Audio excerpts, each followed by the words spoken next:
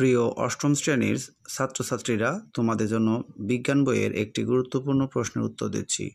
ভর ও ওজনের মধ্যে তিনটি পার্থক্য লেখো। আমি তোমাদেরকে একটু বোঝায় দেই।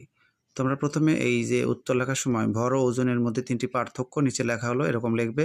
লেখার পরে ছক কাটবে বা ঘর কাটবে এরকম। প্রথমে ভর লিখবে, ভরের তিনটা আগে হচ্ছে লিখবে, ভর সম্পর্কে তিনটা লাইন লিখবে। প্রথমে হচ্ছে ভর আসলে কি, বস্তুর মধ্যে পদার্থের মোট পরিমাণই হচ্ছে ভর, এটা হচ্ছে ভরের সংজ্ঞা, ঠিক আছে। তারপরে তোমরা এই যে এই লাইনটা লিখতে পারো, ভরের আন্তর্জাতিক একক হলো কিলোগ্রাম। তাহলে দুইটা লাইন কিন্তু তোমার সহজে মনে থাকলো, ঠিক আছে। তাহলে আমি আবারও বলছি, বস্তুর মধ্যে পদার্থের মোট পরিমাণই হচ্ছে ভর, আর ভরের আন্তর্জাতিক একক হলো কি, কিলোগ্রাম। আর বস্তু যে পরমাণু ও অণু দিয়ে গঠিত তার সংখ্যা ও সংযুক্তির উপর ভর নির্ভর করে। ভর নির্ভর করে কিসের উপরে? বস্তু যে পরমাণু ও অণু দিয়ে গঠিত তার সংখ্যা ও সংযুক্তির উপর ভর নির্ভর করে।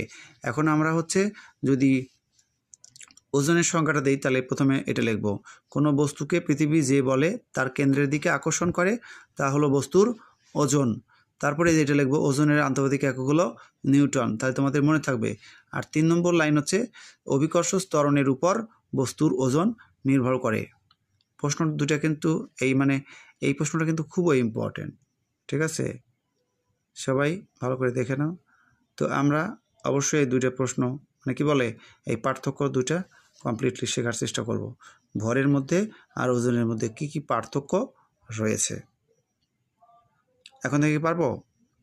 কষ্ট করে পড়তে হবে, বারবার প্র্যাকটিস করতে হবে। প্র্যাকটিস না করলে কিন্তু তোমার হবে না।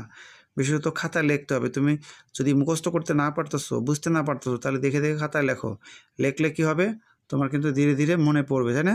পরে সেটা লেখার চর্চা হয়ে যাবে।